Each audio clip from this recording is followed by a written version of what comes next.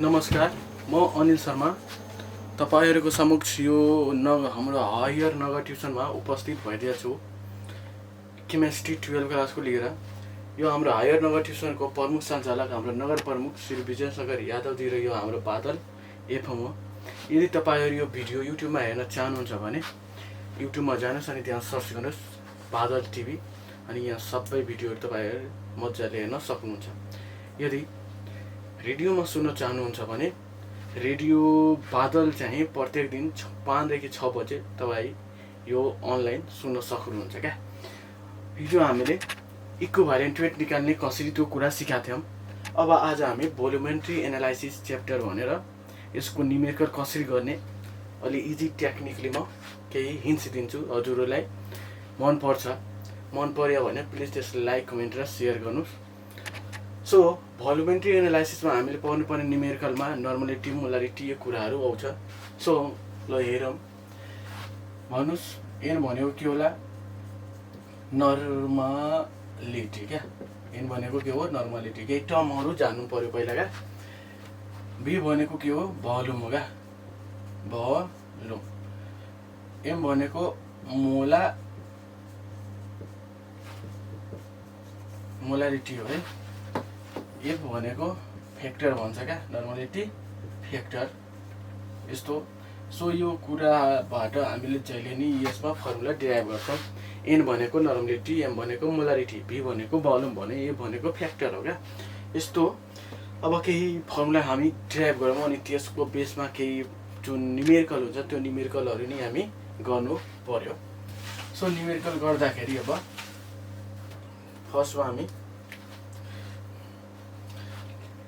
फर्स्टमा न्युमेरिकलको लागि जुन फर्मुला छ त्यो फर्मुलाहरु हेर्नु पर्यो क्या। फर्मुला हेर्नुस्। सो फर्मुला नर्मलिटी निकाल्ने फर्मुला पहिला हामीले जान्नु पर्यो। नर्मलिटी निकाल्ने फर्मुला भनेको यदि पर्सेन्टेज दिया छ भने, पर्सेन्टेज स्पेसिफिक ग्रेभिटी दिया छ भने त्यतिबेला नर्मलिटी कसरी निकालिन्छ त्यसको लागि। सो पर्सेन्टेज छ भने percentage into specific gravity into 10 गर्नुपर्छ क्या, डिभाइड बाइ इक्विभ्यालेन्ट वेट क्या। इक्विभ्यालेन्ट वेट अब कसरी निकाल्ने हजुरहरुलाई थाहा भएछ क्या होला। So percentage into specific gravity into 10 क्या। स्पेसिफिक ग्रेभिटीको ठाउँमा कहिलेकाहीँ के दिया हुन्छ? डेन्सिटी क्या। सो हामीले के गर्छौं? Percentage into density into 10 divide by equivalent weight. अब यही ठाउँमा यदि मोलारिटी निकाल्नु पर्यो भने सेम त्यस्तै percentage into specific gravity into 10 divide by molecular weight क्या, मोलिकुलर वेट। जहिले नि नर्मलिटीसँग के आउँछ? Equivalent weight. जहाँ नि नर्मलिटीसँग जहिले नि के आउँछ? Equivalent weight. तर मोलारिटीसँग जहिले नि के आउँछ? मोलिकुलर वेट है। अब हामी मोलारिटी र नर्मलिटीको जुन रिलेसन छ त्यो बुझौँ। नर्मलिटी इज इक्वल टु हुन्छ लिटी is equal to molarity into basicity.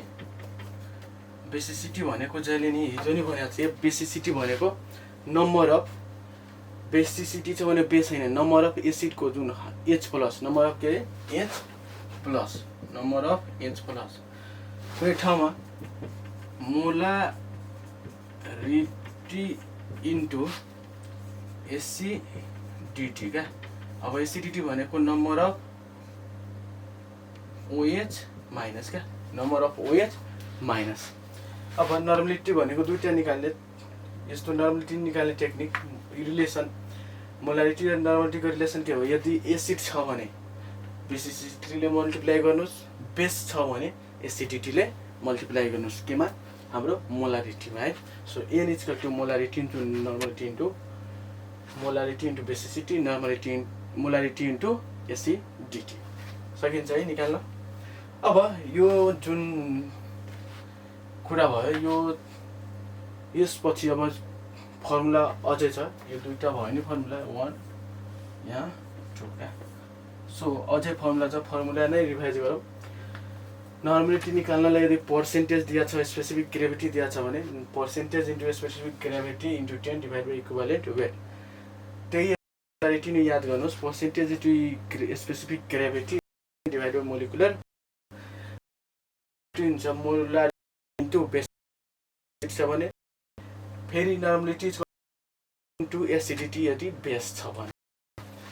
So अर्को 3 नम्बरमा के 4 जुन हाम्रो भोल्युमेट्री एनालाइसिस छ जसलाई नि थाहा हुनुपर्ने general formula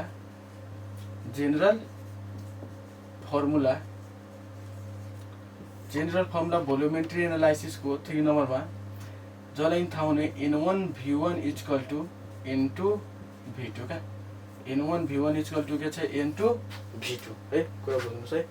N1 V1 equal to N2 V2 यो चारवटामा 1 2 3 4 चारवटा जुन फ्याक्टर छ यो चारवटामा कुनै तीनवटा दिया हुन्छ अनि अर्को निकाल्न भन्छ क्या। त्यति बेला हामी यो फर्मुला लगाउँछौँ के है। जस्तैमा म एउटा क्वेसन लेख्छु, त्यो क्वेसन भनेको यस्तो छ के what volume of water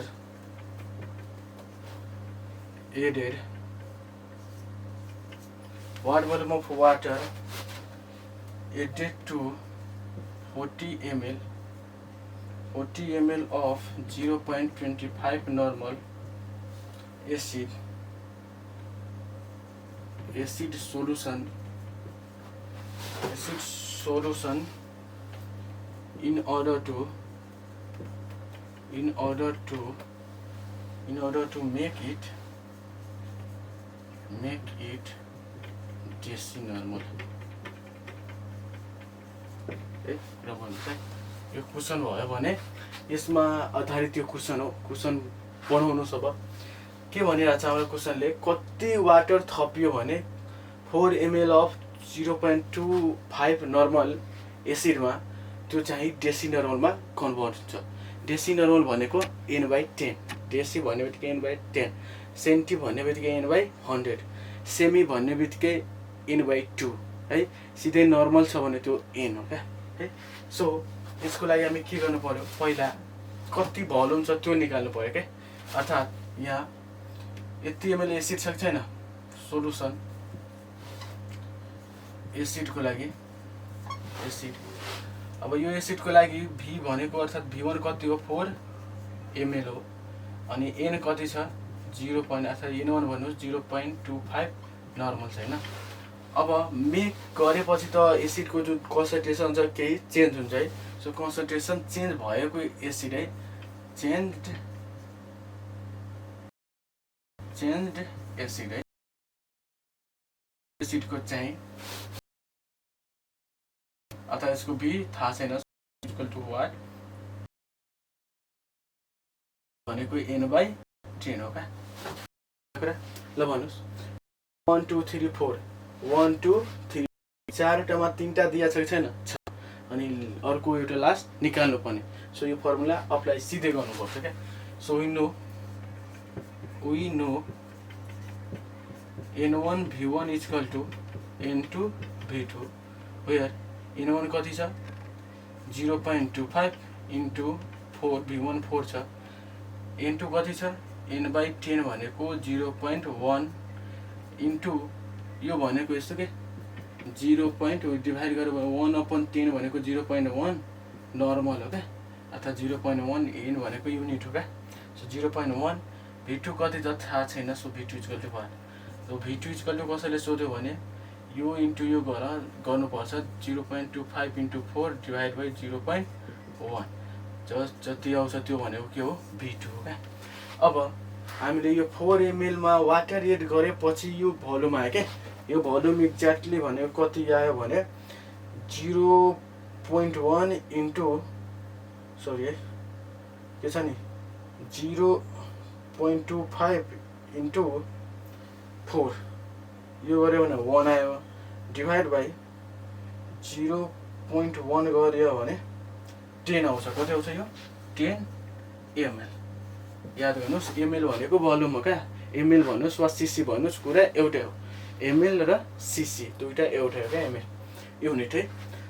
अब यो 10 ml आयो। अब के भनेको छ नि 4 ml को भोल्युमलाई यदि डेसिनरमा वाटर थपेर डेसिनरमा बनाएछ भने त्यो उसको भोल्युम कति थियो त 10 ml भयो क्या। टोटल भोल्युम कति भयो 10 ml। अब वाटर कति थप्यो त सो वाटरको भोल्युम इक्वल टु अर्थात् टोटल भोल्युम यति छ 10 माइनस एसिड कति छ 4 इक्वल टु कति भयो 6 ml। अर्थात् 6 ml के छ त वाटर छ। त what volume of water added to यति ml त कति भोल्युम एड गर्नुपर्छ हामीले 6 भोल्युम अफ वाटर एड गर्यो भने त्यो हाम्रो डेसिनर्मल बन्न जान्छ क्या। यो फर्मुलाको आधारमा यो एउटा न्युमेरिकल भयो। यस्तै युज गर्न सकिन्छ। 3वटा दिया छ भने 4वटाकोलाई अर्को निकाल्नु छ भने यस्तो निकाल्न सकिन्छ। अब अर्को फर्मुलामा जानु पर्यो। अब अर्को फर्मुला भनेको 4 मा कहीँ आउँछ अब वेटको कुरा आउँछ क्या। जस्तैमा W/E वेट यदि दिया हो भने weight W/E equal to N1V1/1000 कुरा बुझ्नुहोस्। W भनेको वेट हो, E भनेको इक्विभ्यालेन्ट वेट हो अनि N भनेको नर्मलिटी, V भनेको भोल्युम हो क्या। सो यो फर्मुला छ। यो फर्मुलाको आधारमा जुन बेला वेट दियो र कुनै एसिडको लागि कुनै कसैको यदि भोल्युम दिया छ नर्मलिटी दिया छ त्यति बेला यसमा चाहिँ केही निकाल्न भन्नु पर्यो भने यो फर्मुला युज गर्छौँ। जस्तैमा एउटा क्वेसनमा लेख्छु। क्वेसन भनेको x gram of magnesium Mg जसको इक्विभ्यालेन्ट वेट छ 12 है। कसरी भयो तपाईहरुले थाहा हुनु पर्यो। x gram of magnesium equivalent weight 12 react with 20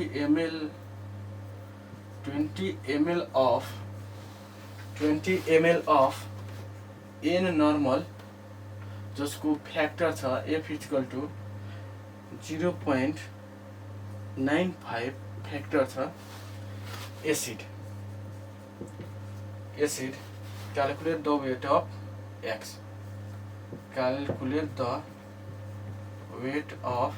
x क्या x को वेट कति छ पत्ता लगाऊ क्या।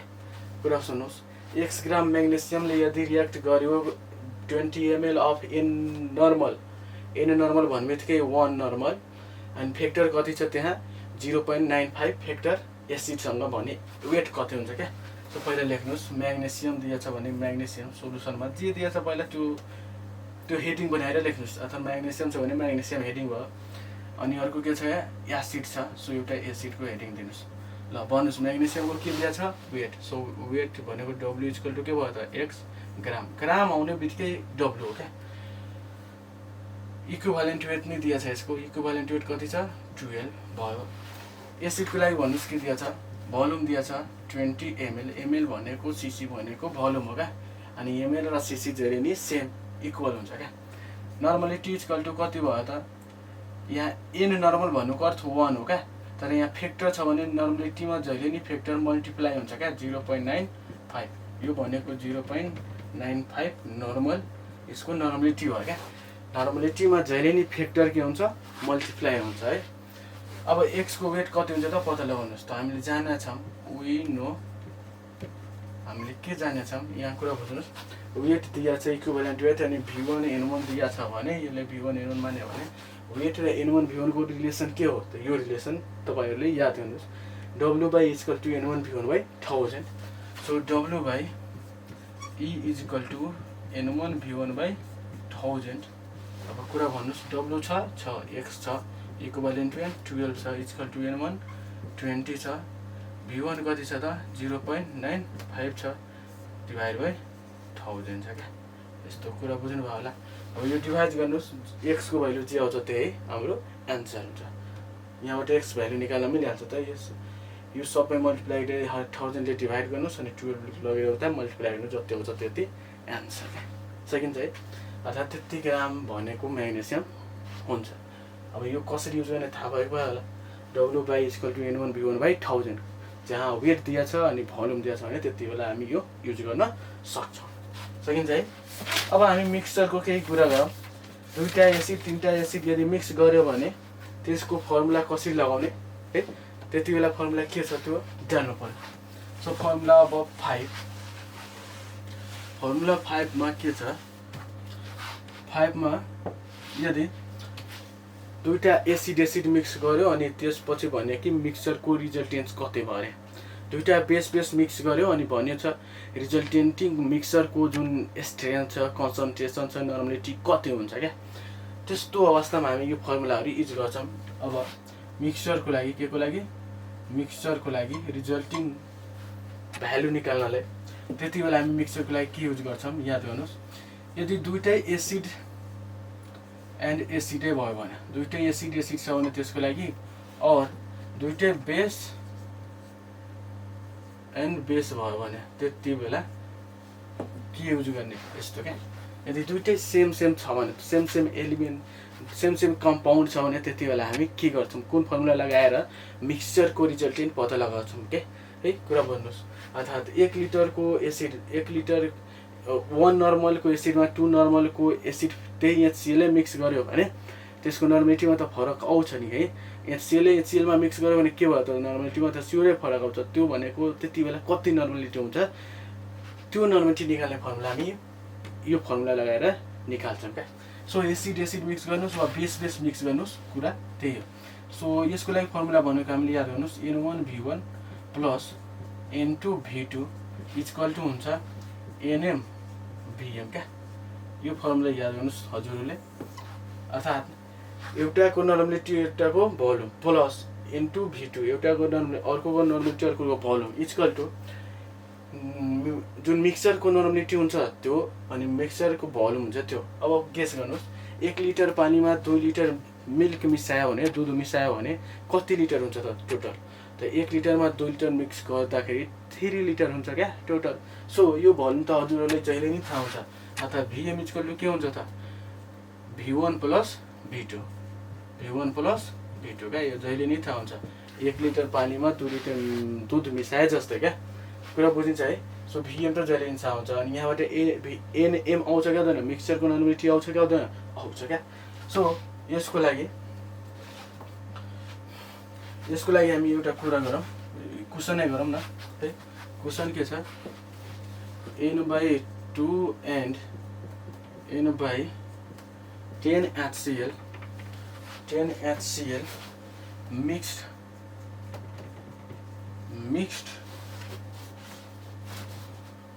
with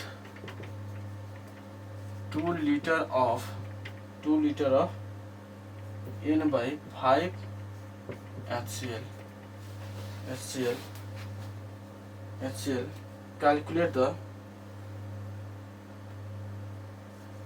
Calculate the resulting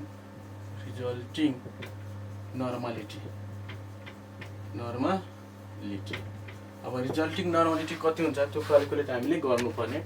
यहाँ बुझ्नुहोस्, यहाँ के छ नि N/2 N/10 HCl mix with 2 litre of N/5 HCl अर्थात् 3टा HCl चाहिँ एक ठाउँमा मिक्स गरिएको छ क्या।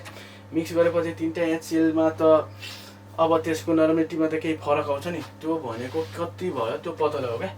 सो अब के गर्नुहोस्, एउटा 2 लिटर अफ HCl छ कि छैन, छ।